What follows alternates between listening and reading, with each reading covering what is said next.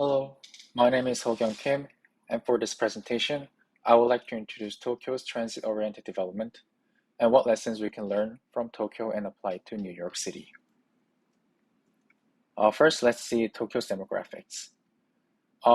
We can divide Tokyo City's population into two. Uh, Daytime, it's 15.576 million, and in nighttime, it's 13.159 million.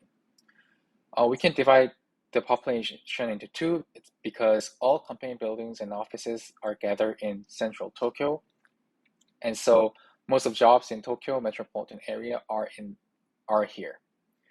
In other words, 2.4 million people commute to the central Tokyo city from outer Tokyo. They come in during the morning times and they go out after work. Tokyo metropolitan area's total population is 37.2784 million, which is the largest in the world. For comparison, New York is 20.4 million. And still more and more people are gathering for a job around Tokyo area. Next, for the economy, Tokyo has the largest GDP in the world with $1.52 trillion. Again, to compare with other cities, New York has the second largest GDP in the world with $1.21 trillion and third largest with LA with $789.7 billion. Next, let's talk about the TOD in Tokyo.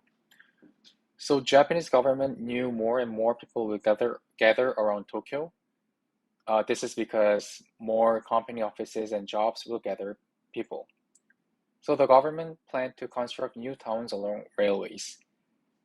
Their purpose was to ease the concentration of population and industry. So the main purpose of Tokyo's TOD was to efficiently transport people from living area to working or central area of Tokyo. For public transportation, they mainly developed the railways, and still lots of people use railways to commute to Tokyo.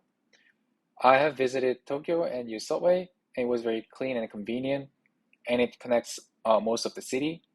And it also had a reasonable price by distance from $1.4 to $2.6. As a result of railway-focused development, people living in Tokyo use railway a lot, and almost 50% of modal share is railway. Car is just above 10%. The modal share of railway is much higher than other major metropolitan areas such as Seoul, London, New York, and Beijing. Even though it is nice, convenient, and well developed, Tokyo is facing serious congestion problem during rush hours. That's because, as I mentioned in the previous slide, all workplaces are located in core areas of Tokyo, and people living in other areas want to come to this region for morning rush hours and go out in evening rush hours. Many people complain Tokyo's congestion problem, and if you see the picture on the right, subway system officer is squeezing people inside the car so that more people can be transported at once. Tokyo government tries to ease congestion problem by constructing more railways, but they're facing challenges due to NIMBY and increased land price. Now let's compare the two cities, Tokyo and New York. Since Tokyo's major transportation system is railway and subway, let's only consider subway system in New York City. Just for a moment, how do you think of NYC's subway system? What kind of lessons we can learn from Tokyo? The picture on the bottom is from a survey, and we can see that NYC's subway is not getting good scores from people. Personally, NYC subway system is convenient that it connects most of the city, but I was able to find many problems that should be improved. First, let's see the congestion problem. The congestion problem is every city's common problem. However, the congestion problem of New York resembles Tokyo a lot. In the previous slide, the main reason for the congestion problem in Tokyo is that most offices are concentrated in central Tokyo area, which causes people in Tokyo to gather in one area in the morning and try to go out after work. It is also estimated that more and more people will gather in Tokyo metropolitan area to get a job, and the congestion problem can get worse. To solve this problem, Tokyo is trying to build more railways, but due to the increased land price, they are going through difficulties. This situation is similar in New York. Most jobs are concentrated in Manhattan, and the population density in New York is also increasing. Even worse, the cost of New York's subway construction is the highest in the world. For example, the Long Island Road Railroad project, the cost was $3.5 billion per mile. For Manhattan Upper East Side project, it was $2.5 billion per mile, and for number 7 line Hudson Yards extension, it was $1.5 billion per mile. This is much expensive compared to other cities in the US and outside of the US, which is about $500 million per mile. The high cost of railway construction might not catch up the demand of NYC subway. Then in the future, New Yorkers might also face extreme congestion problems during rush hours like in Tokyo. Next, let's see about the on-time performance.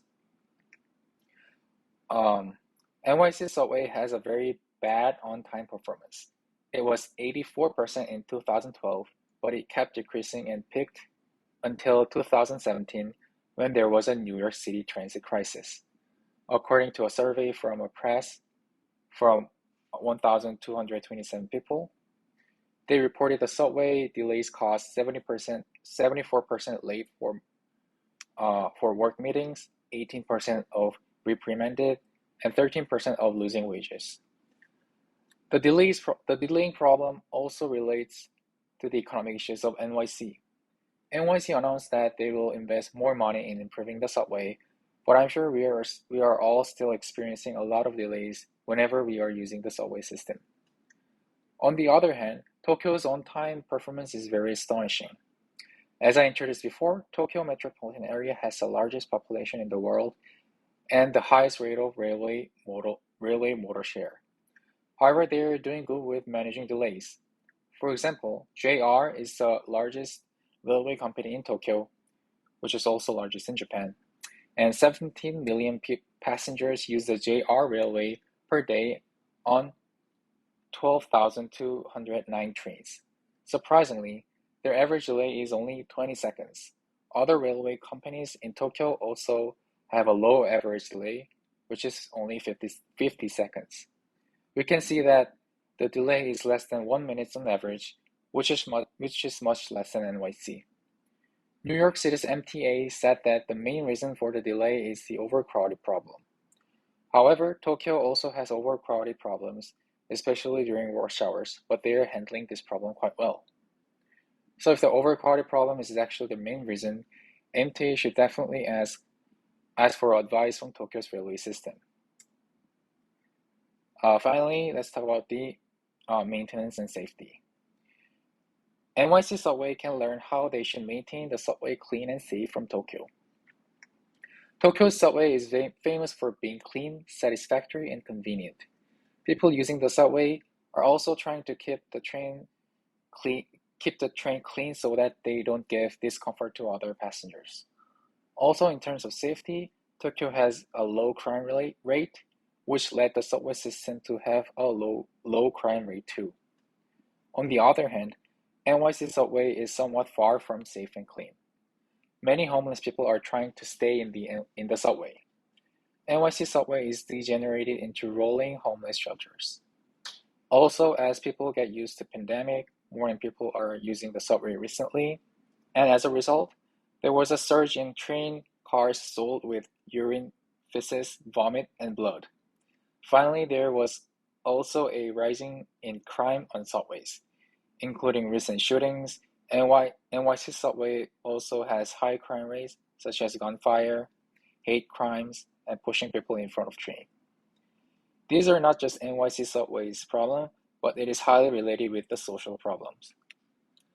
Homeless people is related with the society's wealth gap problem, and New York's high crime rate also brings the problem into the subway. Finally, people's etiquette is related to the civic awareness, which takes years to change. So it is estimated that the situation will not get better easily in a short period of time. And that's all for today's presentation, and thank you for listening.